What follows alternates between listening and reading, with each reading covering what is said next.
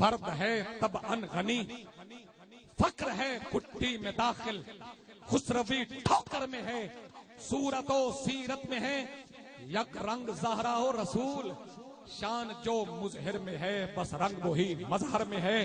عزت مآب جناب قبلہ صاحب زادہ پیر سید محمد شفاعت رسول قادری صاحب مجزی اللہ العالی احباب دی خوشبختی ہے کہ شاہ صاحب نے وقت فراہم کیتا ہے، سماعت کرو گے تو تواڈے دل دی زمین آباد ہوندی نظر آئے گی۔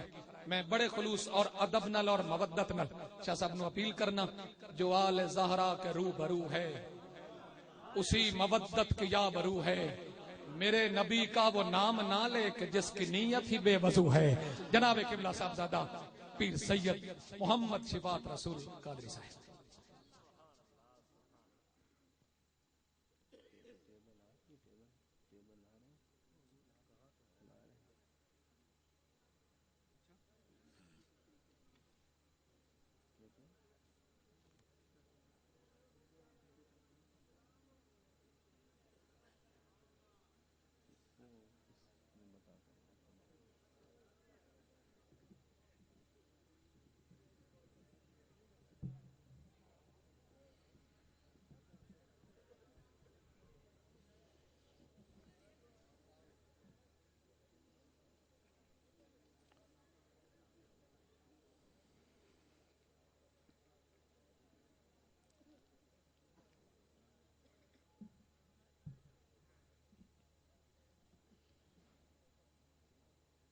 الحمد للہ رب العالمین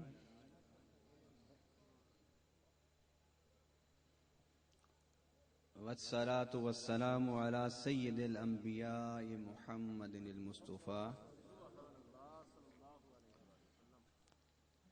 وعلى آلہ المجتبى اما بعد فاعوذ باللہ من الشیطان الرجیم بسم اللہ الرحمن الرحیم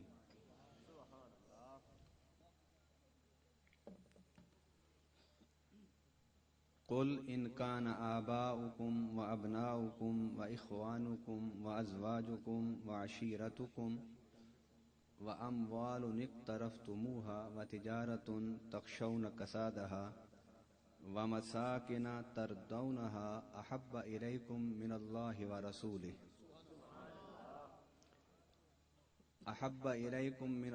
ورسوله وجهاد في سبيله فتربصوا حتى يأتي الله بأمره والله لا يهدي القوم الفاسقين۔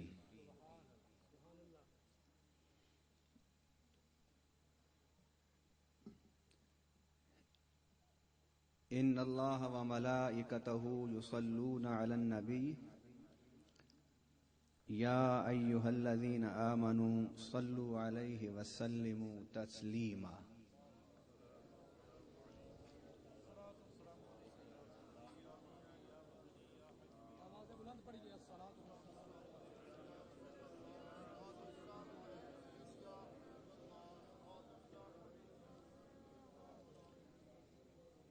تمام حضرات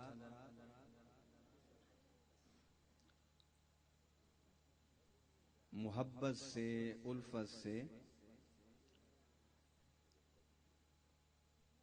پیارے نبی صلی اللہ علیہ وسلم کے عشق و محبت میں ڈوب ڈوب کر اس انداز سے درود شریف پڑھیے کہ آقا ہمارا درود سن رہے ہیں۔ بلند آواز سے پڑھیے، الصلاۃ والسلام علیک یا رسول اللہ۔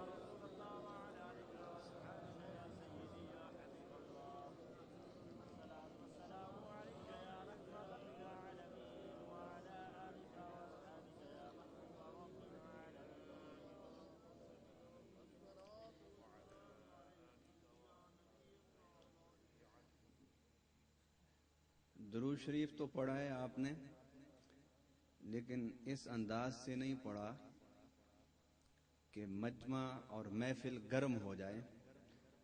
مجھے اس بات کا بڑی شدت سے احساس ہے کہ آپ مجھ سے کچھ سننا چاہتے ہیں، مگر رنگ اسی بیان میں پیدا ہوتا ہے کہ جس کا آغاز درود پر ہو، جس کا اختتام سلام پر ہو۔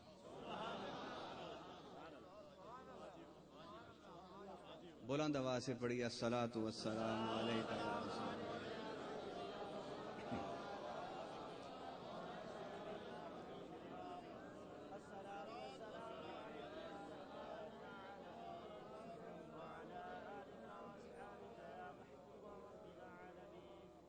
ہم وہ سنی ہیں کہ جن کو ماں کی گود میں یہ لوری دی جاتی ہے، میں تو سنی ہوں جمیل قادری، میں تو وہ سنی ہوں جمیل قادری مرنے کے بعد میرا لاشا بھی کہے گا الصلاۃ والسلام۔ بلند آواز سے پڑھیے الصلاۃ والسلام علیک یا رسول اللہ۔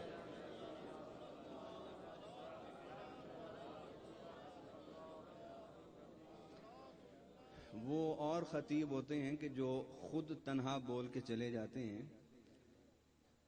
میں اور آپ نے مل کر تقریر کرنی ہے، ٹھیک ہے نا؟ مولانا عبد الرحمن جامی رحمت اللہ علیہ نے جب مدینہ شریف کا سفر باندھا تو میرے آقا صلی اللہ علیہ وسلم امیر قافلہ کے خواب میں تشریف لائے اور فرمایا کہ اے امیر قافلہ، جامی کو واپس بھیج دو، جامی کو۔ گویا میرے آقا گنبد خضرا میں بیٹھے ہوئے جانتے تھے کہ جو مختلف قافلے مدینہ کو آ رہے ہیں، ان قافلوں میں سے ایک قافلے میں میرا سچا عاشق جامی بھی آ رہا ہے۔ آپ نے فرمایا کہ جامی کو روک دو، نہ آئے۔ امیر قافلہ کہتے ہیں کہ میں صبح اٹھا تو بات نہ کر سکا، میرے آقا نے پھر کرم فرمایا، دوسری رات تشریف لے آئے۔ بلند آواز سے کہیں۔ امیر قافلہ نے مولانا عبد الرحمن جامی سے کہا کہ آپ واپس چلے جائیں، جہاں آپ جا رہے ہیں ان کی طرف سے حکم ہے کہ آپ اس سال نہ آئیں۔ مولانا جامی چلے گئے۔ عشق بھی بڑے بہانے تلاش کرتا ہے۔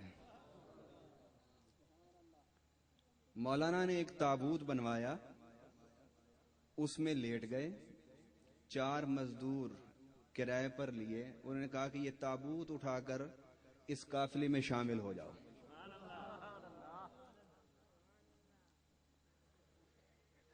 اب قافلے میں تابوت جا رہا ہے، قافلہ بھی مدینہ کی طرف جا رہا ہے۔ میں دعا کرتا ہوں آپ آمین کہیں، اللہ ہم سب کو مدینے لے جائے، اور مجھے یقین ہے کہ جو آج آمین کہے گا وہ ضرور جائے گا۔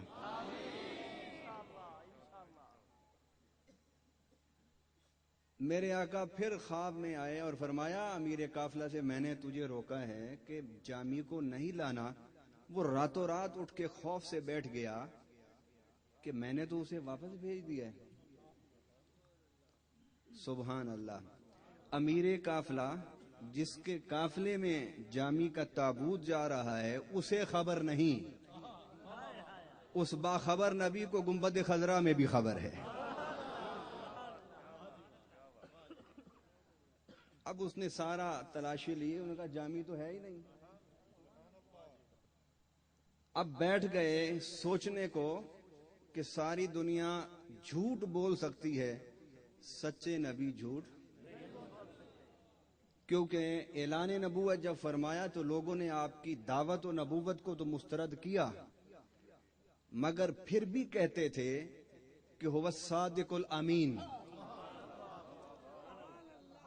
کہ رب کی دھرتی میں اس سے زیادہ سچ بولنے والا نہ کبھی پہلے آیا، نہ آج، نہ قیامت تک آئے گا۔ امیر قافلہ نے بالآخر اس تابوت کی طرف گیا اور کھڑا ہو گیا، کہنے کہ یہ کیا ہے؟ انہوں نے کہا یہ تابوت ہے۔ اس نے کہا کھولو اسے۔ اس نے کہا کھولنے کی اجازت نہیں ہے۔ اس نے کہا میرے قافلے کے ساتھ لے کر چلنا ہے تو مجھے پہلے دکھانا ہوگا کہ اس کے اندر کیا ہے۔ جب تابوت کھولا تو مولانا جامی مدینہ شریف کی طرف منہ کیا ہوا ہے اور رو رہے ہیں اور پڑھ رہے ہیں نسیمہ جانب بطحا گزر کن ز احوالم محمد را خبر کن. ان کا واپس چلے جاؤ. انہوں نے وہ نعت دی اس امیر قافلہ کو. اس نے کہا کہ جب میرے آقا کے قدموں میں بیٹھنا تو قدموں میں بیٹھ کر یہ نعت سنا دینا. چلو جامی نہ صحیح، جامی کا کلام تو حضور کے قدم چوم لے گا.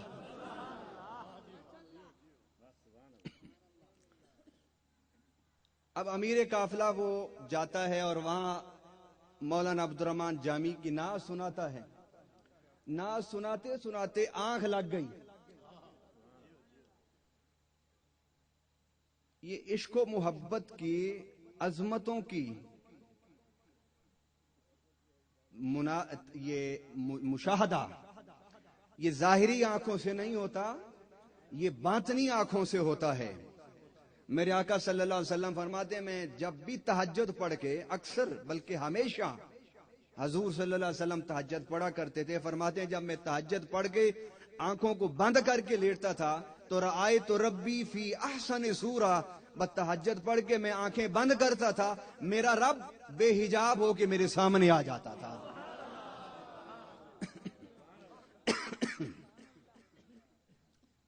اللہ اکبر. عرض کرتے ہیں آقا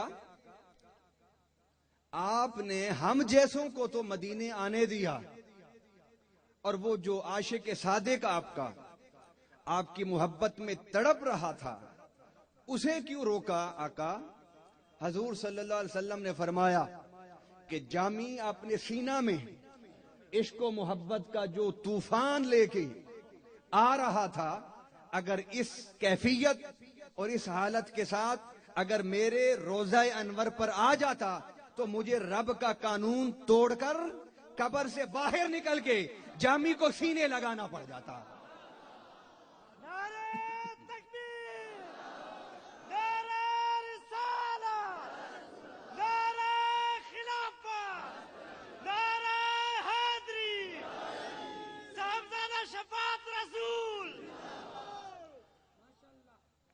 تو نبی پاک صلی اللہ علیہ وسلم تو آہستہ درود بھی سنتے ہیں، مگر آپ درود اس طرح جھوم جھوم کے پڑھیے کہ ہمارا درود و سلام ہوا کی دوش پر سفر کرتے ہوئے جب مدینہ میں داخل ہو اور گنبد خضرا سے ٹکرائے تو میرے آقا ابو بکر و عمر سے کہیں اب ادھر ادھر نہ دیکھو، اس محفل کی طرف دیکھو کہ جہاں میرے دیوانے بیٹھ کر جھوم جھوم کر مجھ پر درود و سلام پڑھ رہے ہیں.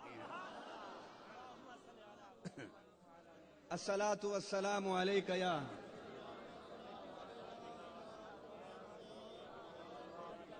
آپ ادھر نا دائیں طرف آ رہے ہیں.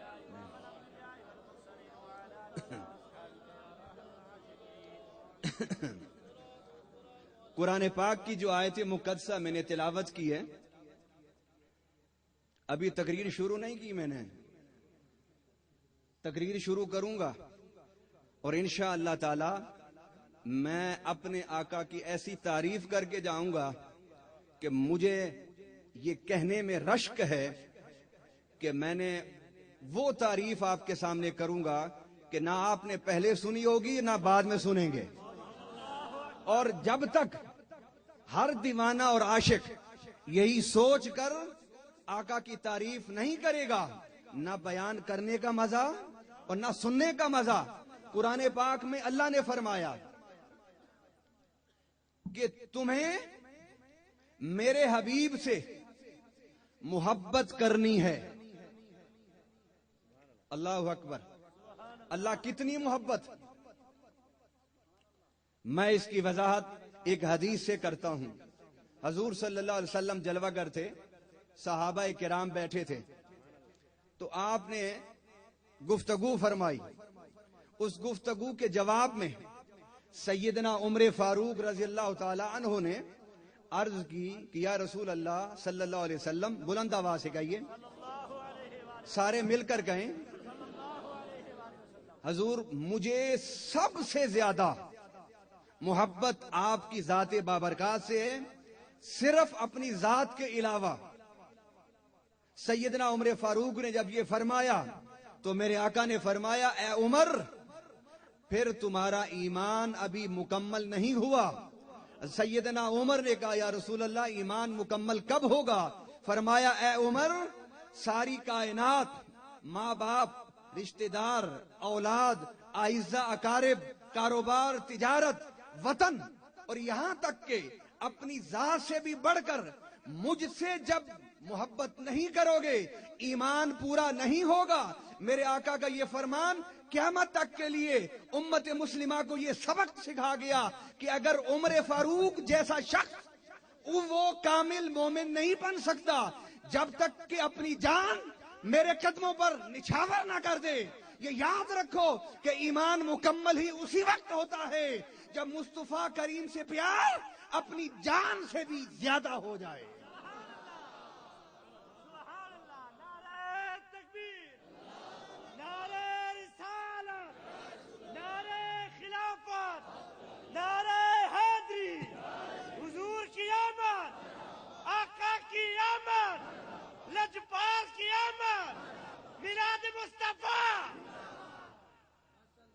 اب یہاں پر کوئی یہ نہ کہے کہ اللہ جبرن ہمیں حکم دے رہا ہے کہ میرے نبی سے پیار کرو۔ بھائی پیار جو ہوتی ہے وہ جبری چیز تو ہوتی نہیں ہے۔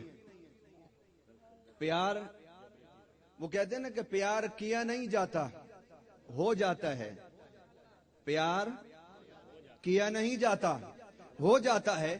یہ اللہ نے کیا حکم دے دیا کہ میرے نبی سے پیار کرو، میرے رسول سے پیار کرو، اور پیار بھی ایسا کہ ساری کائنات میں سب سے بڑھ کر محبوب میرے حبیب کی ذات ہو۔ اور اس لیے تو صحابہ کرام جب بھی گفتگو کرتے تھے تو پہلا جملہ کیا ہوتا تھا؟ فدا کا ابی و امی یا رسول اللہ، اے آقا میرے ماں باپ آپ پر قربان ہو جائیں۔ اور یہ صحابہ نے کر کے دکھایا ہے۔ سیدنا ابو بکر صدیق رضی اللہ تعالی عنہ بیٹھے ہوئے ہیں، آپ کا بیٹا عبد الرحمن بن ابی بکر وہ بھی بیٹھے ہوئے ہیں، مسلمان ہو گئے، اب باتیں کر رہے ہیں باپ بیٹا مل کر۔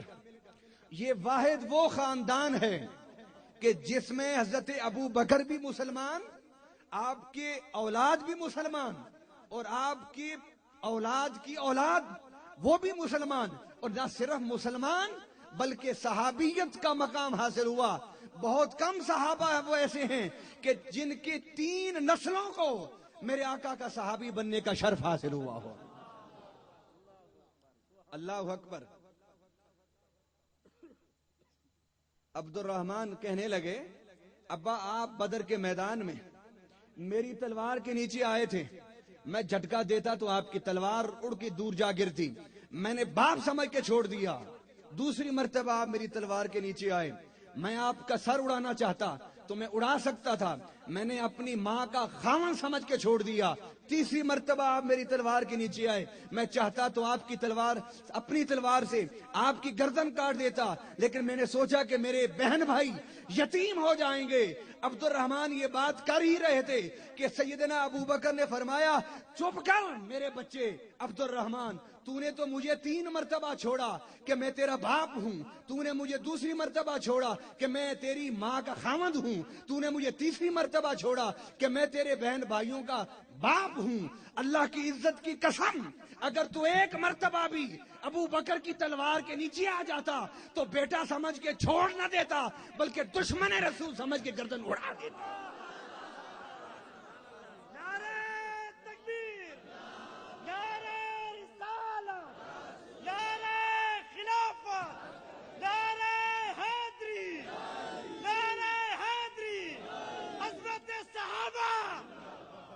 انج نہیں مزہ آنا بھائی کہ اگلے جواب دین پچھلے ریسٹ کرن، نعرہ انج دا لاؤ کہ سارے مل کے جواب دیں۔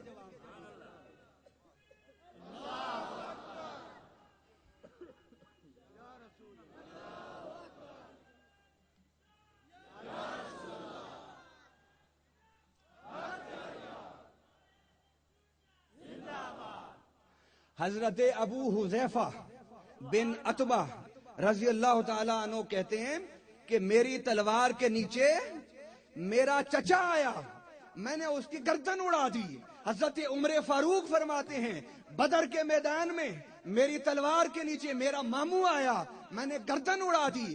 گویا اللہ نے جو صحابہ کو حکم دیا وہ حکم پورا کیا، سامنے جو بھی آیا خواہ جتنا قریبی رشتہ تھا اسے بلا کر مصطفیٰ کا دشمن سمجھ کے گردن اڑا دی۔ اور صحابہ کرام کا یہ جملہ جو میں اب آپ کے سامنے بیان کرنے لگا ہوں شاید آپ نے پڑھا ہو، یقیناً آپ نے علماء سے سنا ہوگا، اس لیے کہ یہ حضور شیخ الاسلام کی نگری ہے۔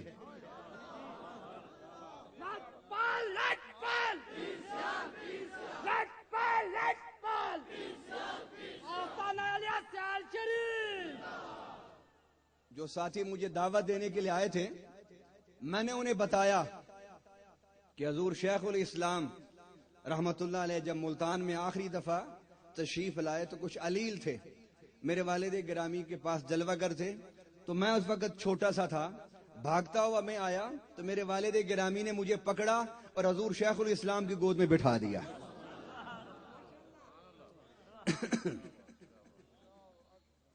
اور میرا نام حضور محدث اعظم مولانا سردار احمد صاحب نے رکھا۔ میرے والد گرامی ان کے شاگرد اور خلیفہ تھے، انہوں نے فرمایا مولانا اس کا نام رکھ دو شفاعت رسول، اور پھر مسکرا کے آپ نے فرمایا کہ اس کو کہیں جا کر بتانا نہیں پڑے گا کہ میرا عقیدہ کیا ہے، اس کا نام خود ہی اعلان کرتا پھرے گا کہ یہ کس کا گداگر ہے۔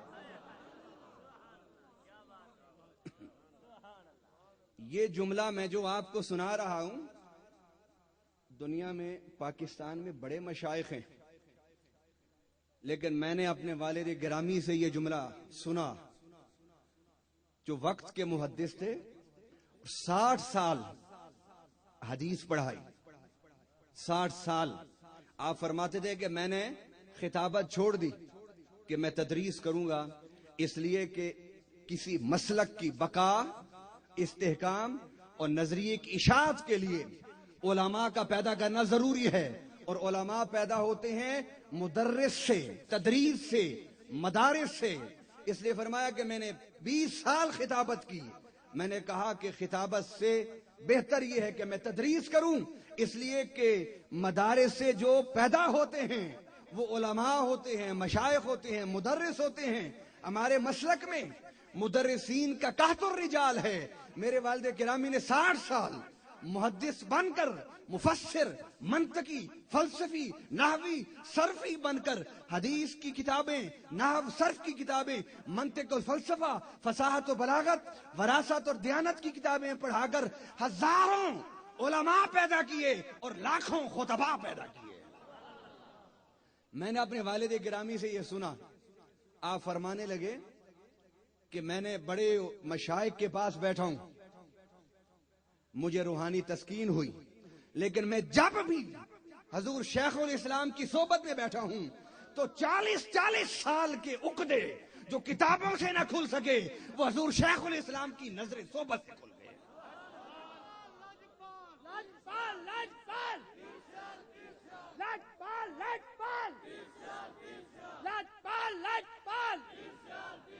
شفاعت رسول قادری آستانہ علیہ سیال شریف۔ یقیناً آپ نے یہ جملہ سنا ہوگا، سیدنا ابو بکر صدیق بیٹھے تھے اور بیٹھے تھے، عرض کرنے لگے یا رسول اللہ صلی اللہ علیہ وسلم، آپ کی محبت میں ہم نے اپنے رشتہ داروں کو، چچا، بھتیجا، بھانجے، ماموں، ان کو دشمن رسول سمجھ کے آپ کے حکم پر ان کی گردنیں اڑا دی۔ اللہ کی عزت کی قسم، اگر آقا آپ مجھے فرمائیں کہ ابو بکر اپنی گردن کاٹ دو، آقا آپ کا اشارہ بعد میں پورا ہوگا، ابو بکر کی گردن کٹی ہوئی آپ کے قدموں میں پہلے ہوگی۔ نعرہ تکبیر، نعرہ رسالت، نعرہ خلافت، نعرہ حیدری، شان صحابہ،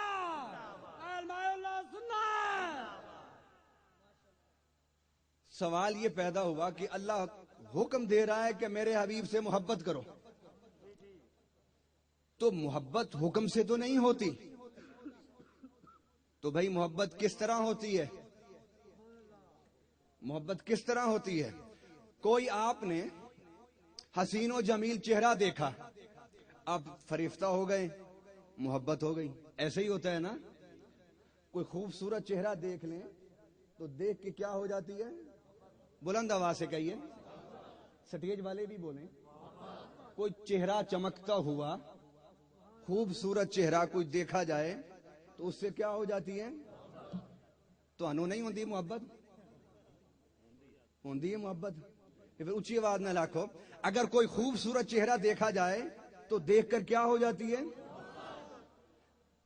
انسان بے اختیار ہو کے محبت کرتا ہے، اس کو روکا جائے کہ محبت نہ کر، وہ پھر بھی کرتا ہے، اسے ٹوکا جائے کہ کیوں محبت کرتا ہے، پھر بھی کرتا ہے کہ یار میرے محبوب کا چہرہ بڑا سونا ہے، میرے محبوب کے چہرے کا رنگ بڑا خوبصورت ہے، اس کی آنکھیں بڑی خوبصورت ہیں، اس کے بال بڑے خوبصورت ہیں، اس کے ہونٹ بڑے خوبصورت ہیں۔ بھائی محبت حکم سے نہیں ہوتی، محبت حسن وجہ سے ہوتی ہے، چہرے کے حسن و جمال کی وجہ سے محبت ہو جاتی ہے۔ آؤ ہم پوچھتے ہیں کہ رب نے جو کہا ہے کہ میرے حبیب سے محبت کرو، محبت حکم سے نہیں ہوتی، جبر سے نہیں ہوتی، بلکہ دل سے اور بلا ارادہ بے اختیار محبت ہوتی ہے۔ آپ لوگوں نے کہا، میں نے کہا کہ جیدہ چہرہ خوبصورت ہوئے اودے نال محبت ہو جاتی ہے۔ آؤ اللہ سے پوچھتے ہیں، اے اللہ تو نے کائنات میں سب سے زیادہ خوبصورت چہرہ کس کا بنایا؟ تو رب کہتا ہے، ارے قرآن پڑھو، جس چہرے کی قسم اٹھاتے ہوئے میں نے والضحیٰ واللیل اذا سجا کہا ہے۔ نعرہ تکبیر، نعرہ رسالت، نعرہ خلافت، نعرہ حیدری۔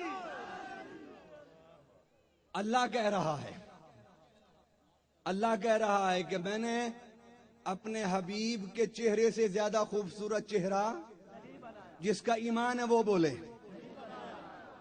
میرے آقا کے چہرہ مبارک سے زیادہ خوبصورت کوئی چہرہ۔ آئیے جبرائیل، آپ حضرت آدم کے پاس بھی گئے، آپ حضرت نوح کے پاس بھی گئے، آپ حضرت ابراہیم کو بھی دیکھا، آپ نے حضرت اسماعیل کے جلوے بھی دیکھے، آپ نے حضرت یوسف کے جلووں کو بھی دیکھا، آپ نے حضرت موسیٰ کو بھی دیکھا، آپ نے حضرت عیسیٰ کو دیکھا، آپ نے حضرت یحییٰ کو دیکھا۔ بتاؤ، آپ نے ساری کائنات کو دیکھا، فرش والوں کو دیکھا، عرش والوں کو دیکھا، جنت والوں کو دیکھا، کرسی والوں کو دیکھا، فرش والوں کو دیکھا، مشرق و مغرب، شمال و جنوب کے سب انسانوں کو دیکھا ہے۔ اے جبرائیل آپ ہی بتا دو۔ تو سیدنا جبرائیل بول پڑے، کہا کلبتو مشارق الارض ومغاربها لم ارا مثل محمد صلی اللہ علیہ وسلم۔ اس کا جواب کسی نے شاعری اردو میں، پنجابی میں، فارسی میں اس حدیث کا ترجمہ کیا۔ ترجمہ کیا کیا؟ آفاقہا گردیدام مہرے بوداں ورزیدام بس یار خوباں دیدام، لیکن آقا تو چیزیں دی گئی۔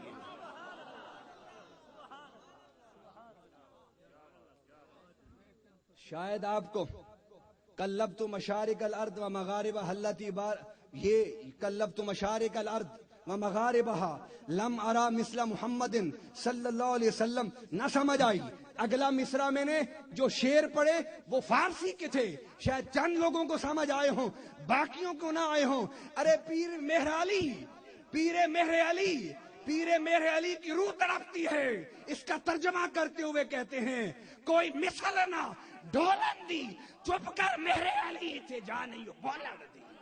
نعرہ تکبیر، نعرہ رسالت، نعرہ خلافت، نعرہ حیدری، میلاد مصطفیٰ۔ میں جنہوں نے یہ شعر سمجھ آیا نا وہ ہاتھ ذرا اچھے کرن، دوویں ہاتھ اچھے کرو تاکہ ذرا ٹھنڈ لے جائے۔ जिब्राइल ने क्या कहा? कोई मिसल न ढोलन दे। बुलंद आवाज से कहिए।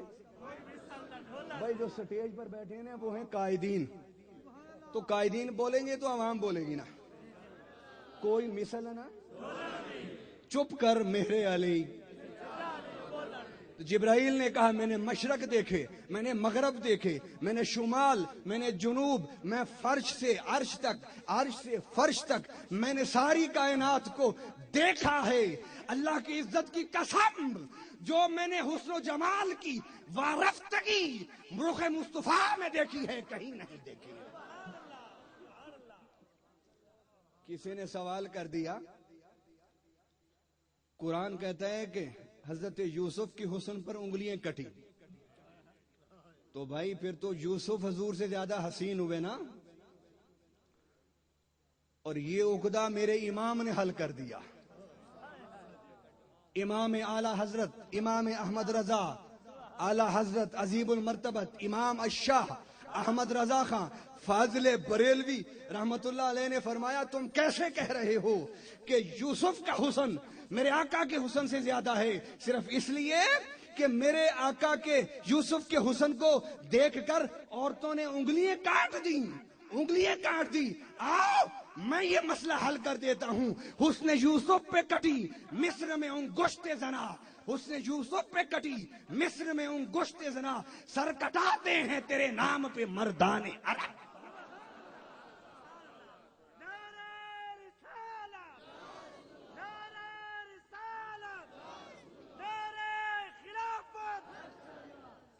अल्लाह अकबर। मेरे इमाम ने फरमाया कि तुम यूसुफ को ज्यादा हसीन समझ बैठे कि मिस्र की औरतों की उंगलियां कटी, मिस्र की औरतों की उंगलियां कटी, इसलिए तुमने कहा कि ज्यादा खूबसूरत है। आओ जरा देखो तो सही कि मर्दान अरब मेरे हबीब के एक एक इशारे पर अपनी गर्दनें कटा रहे हैं। अभी भी नहीं समझ आई। मैं इसको एक पंजाबी के शेर से हल कर देता हूं। मैंने जिस तरह कहा ना कि मैं ये इरादा करके आया हूं कि मैं अपने आका की तारीफ, वो जो मुझे मेरे बुजुर्गों ने सिखाई है, ऐसी करके जाऊंगा कि मैं भी यही सोचूंगा कि मैंने इससे पहले ऐसा बयान नहीं किया, और इंशाअल्लाह आप भी सोचेंगे कि आपने ऐसा बयान कभी सुना नहीं है। अल्लाह अकबर। आला हजरत ने फरमाया कि जिसके हुस्न पर औरतों की उंगलियां कटी, तुमने उसे कायनात का बड़ा हसीन कह दिया। जरा देखते तो सही कि मेरे आका पर अरब के मर्द अपनी गर्दनें कटा रहे हैं, गर्दनें कटा रहे हैं। पंजाबी में मैं इसका कर देता हूं तर्जुमा।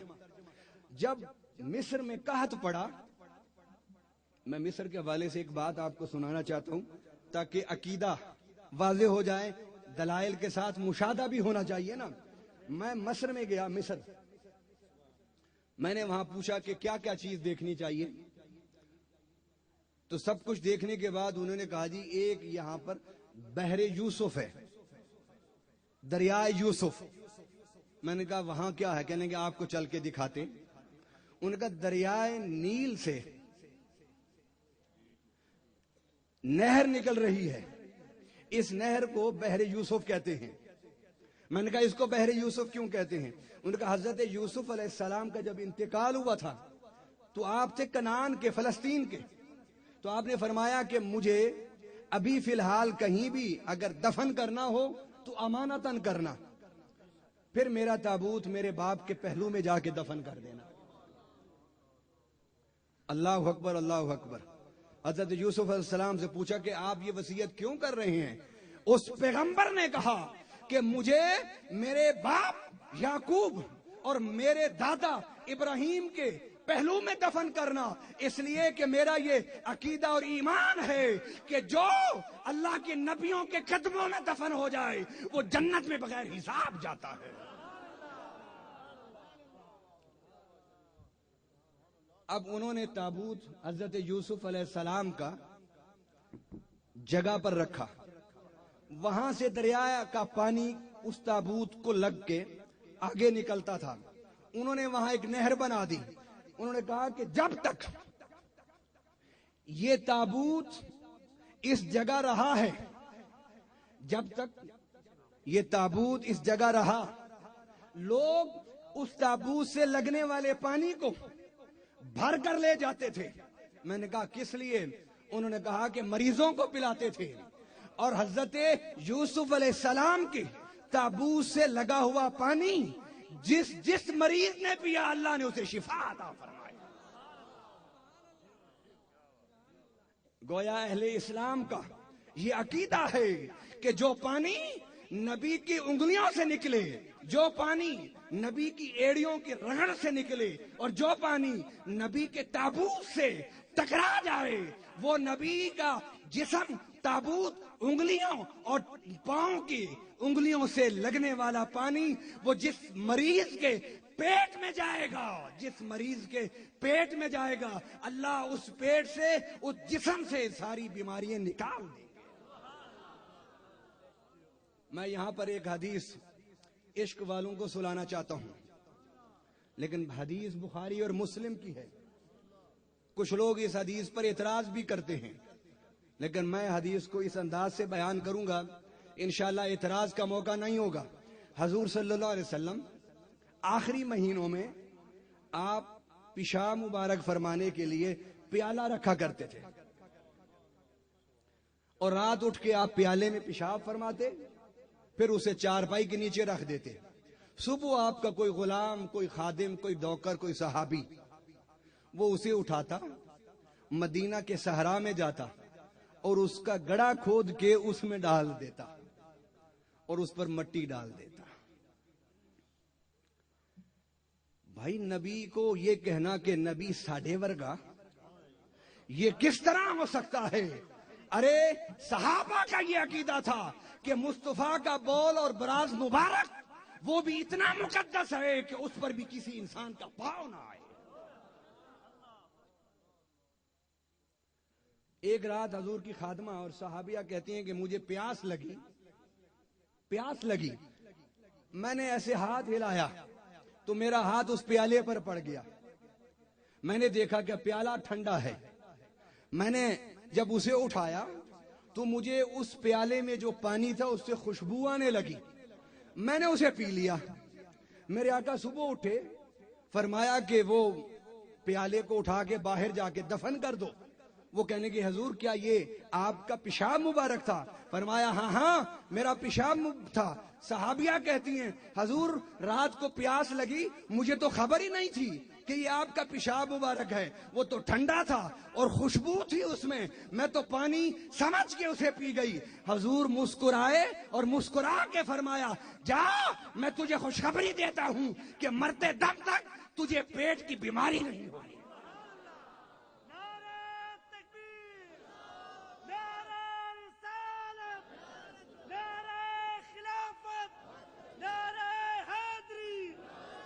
اس حدیث پر اعتراض کرنے والے پہلے بخاری اور مسلم کا مطالعہ ضرور کر لیں، اس لیے کہ وہ لوگ بڑا رٹا لگاتے ہیں.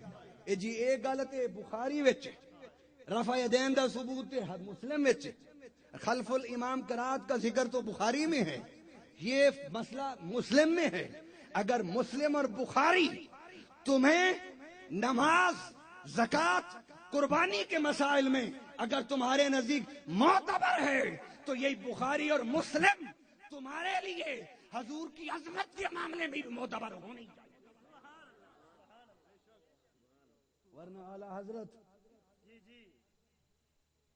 ورنہ علامہ اقبال رحمت اللہ علیہ نے انہی لوگوں کو دیکھ کر کہا تھا، کیا کہا تھا؟ بے عشق نبی پڑھتے ہیں جو بخاری، آتا ہے بخار ان کو بخاری. ارے جب دل میں یہ بات بیٹھ جائے کہ نبی تو نعوذ باللہ مجھ جیسا ہے، پھر حضور کی عظمت کی ساری حدیثیں نظر سے اوجھل ہو جاتی ہیں. اوجھل ہوتی نہیں بلکہ اللہ اوجھل قرار دیتا ہے تاکہ میرے نبی کا گستاخ ہدایت سے محروم رہے. اللہ اکبر. ओहद के मैदान में मेरे आका के दंदान शहीद हुआ,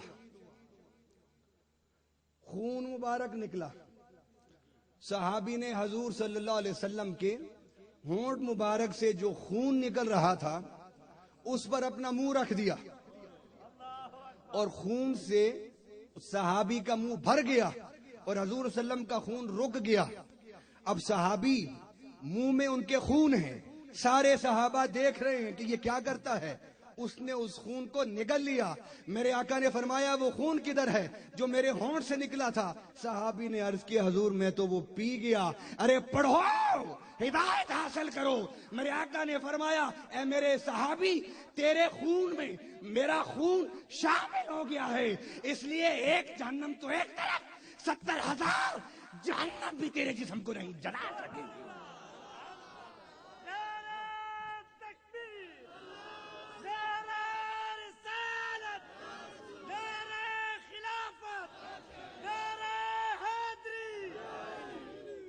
ये इश्क वालों की बातें ही कुछ और होती हैं। हजूर सल्लल्लाहु अलैहि वसल्लम का विसाल मुबारक करीब था, सफर आखरत करीब। सुबहान अल्लाह। हजूर सल्लल्लाहु अलैहि वसल्लम के विसाल आखरत के बारे में जिब्राइल आते हैं और कहते हैं या रसूल अल्लाह, दुनिया में अब तक आप वो इंसान हैं, नबी और रसूल हैं कि जिसको अल्लाह ने इख्तियार दिया है कि वो दुनिया में रहना चाहे या मेरे पास आ जाए। अरे लाओ तो सही कोई एक ऐसा इंसान कि जिसके सामने मलकल मौत भी हाथ बांध के खड़ा हो। मौत हाथ बांध के खड़ी है। मेरे आका ने सोचा, फरमाया अल्लाह से कहो कि मैं तेरे पास आना चाहता हूं। अल्लाह ने पूछा ऐ हबीब मेरे पास क्यों आना चाहते हो, उम्मत को छोड़ दोगे? ये तेरे दीवाने तेरे बगैर कैसे जिएंगे? अल्लाह अकबर, अल्लाह अकबर। साहबा कहते हैं 24 घंटे हजूर की सोबत में बैठने के बाद जब घर जाते तो 24 सेकंड के बाद तबीयत बेचैन हो जाती, घरों से फिर भाग के हजूर के कदमों में आ बैठते। अल्लाह अकबर। जब मेरे आका ने हज्जतुल विदा के मौके पर यह फरमाया ना कि अल्लाह ने अपने बंदे को इख्तियार दिया है कि वो दुनिया में रहना चाहे या मेरे पास आना चाहे, तो सैयदना अबू बकर सिद्दीक रजी अल्लाह ताला अन्हु ने रोना शुरू कर दिया। उमर फारूक बेतकल्लुफ दोस्त थे, पकड़ के कहते हैं भाई तू हर बात पर रोना शुरू कर देता है, और मजाक में कहा कि ये बुढ़ा तो हर वक्त रोता है। हजूर ने तो किसी के बारे में कहा है। हजरत अबू बकर सिद्दीक ने अपने आंसुओं को पूछा, साफ किया और साफ करके फरमाने लगे उमर ये तो बता कि वो मकाम वाला कौन सा इंसान होगा जिसे रब इजाजत दे रहा है, इख्तियार दे रहा है कि तू रहना चाहता है या मेरे पास आना चाहता है। जरा सोच तो सही। जब उमर फारूक कहते हैं अबू बकर सिद्दीक ने मुझे ये कहा तो मैं फिर समझा कि रब की कायनात में वो अगर कोई इंसान हो सकता है तो सिर्फ मोहम्मद रसूलुल्लाह हो सकते हैं। अब हजूर सल्लल्लाहु अलैहि वसल्लम ने फरमाया सहाबा से कि मैं आया था तुम्हारे लिए और मैं जा रहा हूं तुम्हारे लिए, जिसको आला हजरत ने भी बयान किया। जमीन व जमा बुलंद आवाज से। आप तो नकीब महफिल हैं। नकीब महफिल तो वो कंप्यूटर होता है नातों का और अशार का। आपको फरमाइशें भी आ रही थी। मैं शेर पढ़ूंगा, मेरे साथ मिल के पढ़े। जमीनो जमा मकीनो मका बने दो जहां तुम्हारे लिए, हम आए दान में जुबा तुम्हारे लिए, हम आए यहाँ तुम्हारे लिए, उठेंगे वहां तुम्हारे लिए। फरमाया कि मैं यहाँ आया तुम्हारी हिदायत के लिए।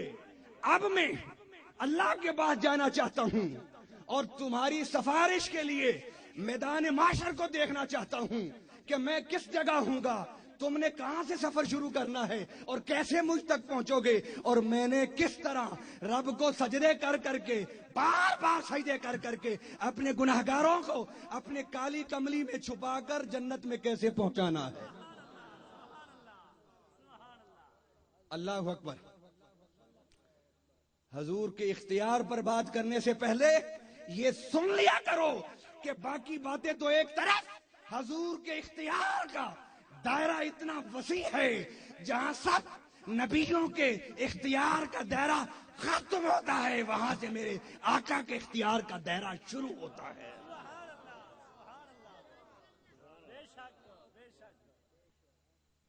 میرے آقا صلی اللہ علیہ وسلم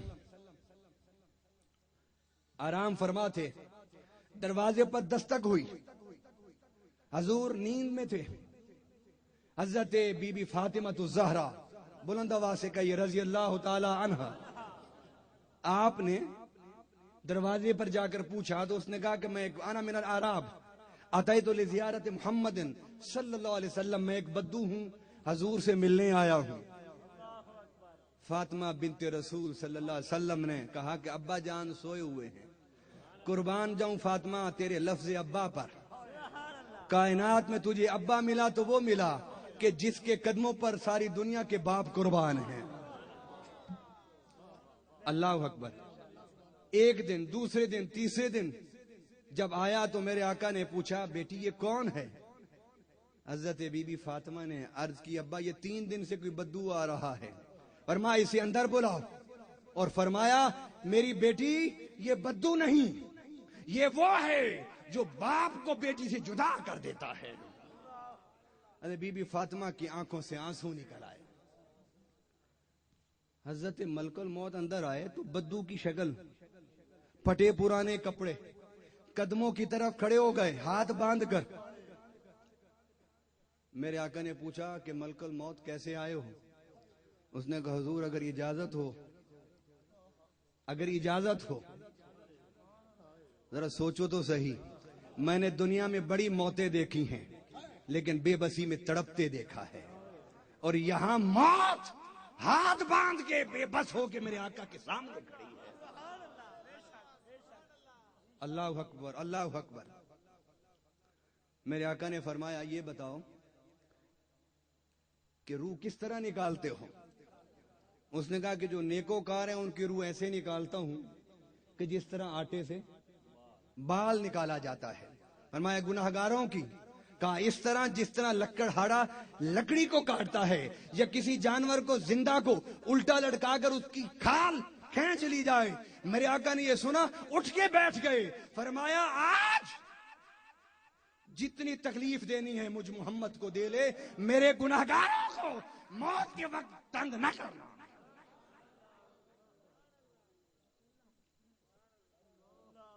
اللہ اکبر، اللہ اکبر۔ ارے پیار کیا جاتا ہے بے اختیار ہو کر کہ جس کا چہرہ سونا ہو، جس کا چہرہ خوبصورت ہو۔ تو حضرت یوسف علیہ السلام مصر کے وزیر بن گئے، مصر میں کہا آ گیا، حضرت یوسف سے کہا گیا کہ آپ وزیر خوراک ہیں، آپ لوگوں کے کھانے پینے کا بندوبست کریں۔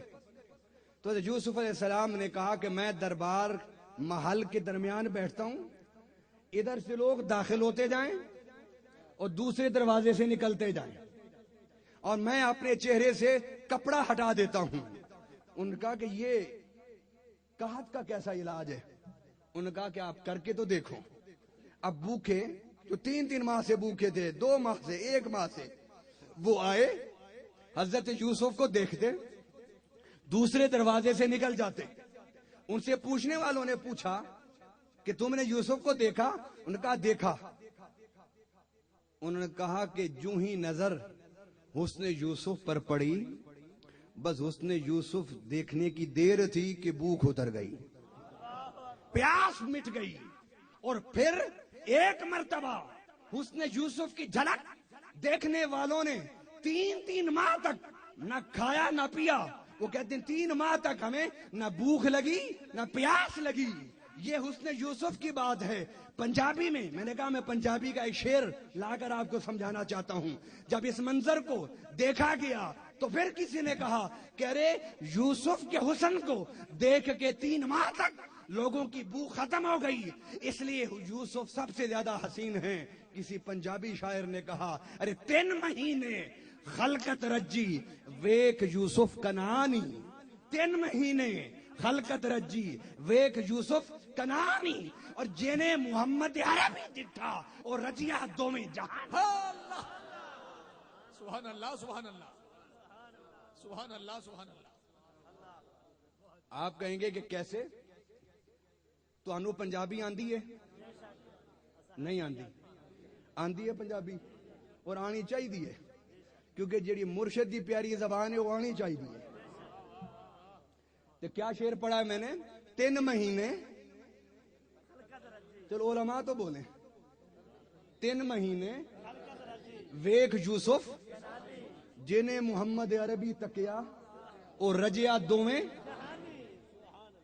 بھائی یہاں تو 3 مہینے بھوکنے لگی اور جس نے میرے آقا کے واللیل کی زلفیں دیکھی وہ دونوں جہانوں سے رج گیا. کیسے رج گیا؟ آئیے میں مثال سے سمجھاتا ہوں. میرے آقا جب معراج پر گئے تو حوروں کی سردار نے کہا آقا خالق تو سب کائنات کا اللہ ہے لیکن اس نے مالک تو آپ کو بنا دیا. آقا کل بھی آپ نے ہمیں تقسیم کرنا ہے اپنے غلاموں میں، آج تقسیم فرما جائیں. میرے آقا نے حوروں کو اپنے غلاموں کے نام تقسیم کرنا شروع کر دیا. کوئی ابو بکر کو، کوئی عمر کو، کوئی عثمان کو، کوئی علی کو، کوئی طلحہ کو، کوئی زبیر رضوان اللہ تعالی علیہم اجمعین کو. حوروں کی سردار کھڑی تھی، اس کا چہرہ اتر گیا. میرے آقا نے پوچھا تیرا چہرہ کیوں اتر گیا؟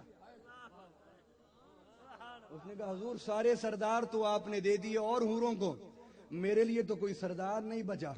میں حوروں کی سردار تھی، مجھے کوئی سردار ملنا چاہیے تھا، میرے لیے کیا بچا رکھا ہے؟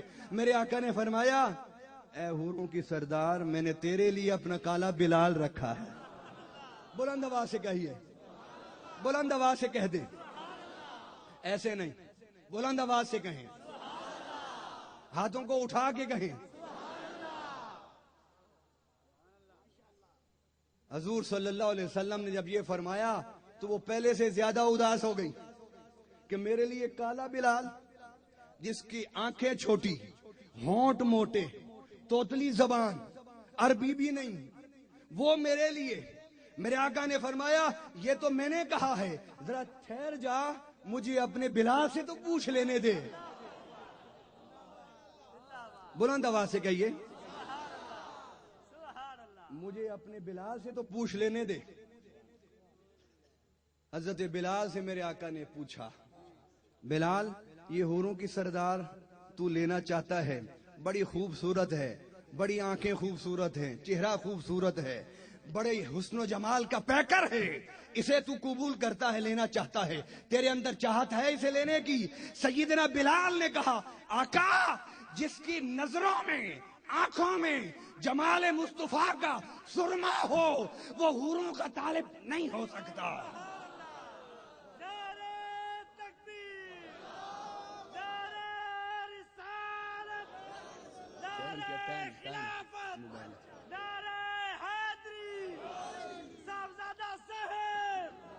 اللہ اکبر.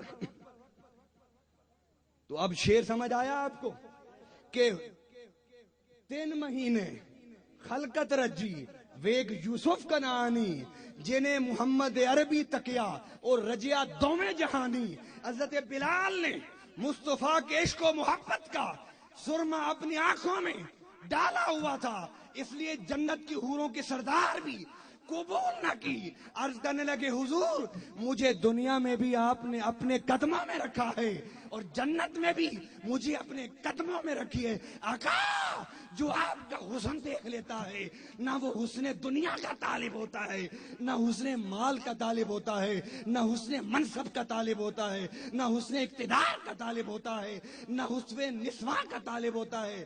فرمایا دیکھا تم نے کہ جس نے یوسف کو دیکھا اس کی بھوک 3 ماہ کے لیے مٹی، اور جس نے میرے آقا کو دیکھا وہ حوروں کی سردار کو بھی دیکھ کے کہہ رہا ہے آقا مجھے یہ نہیں چاہیے، مجھے آپ کے قدموں میں بیٹھنا چاہیے.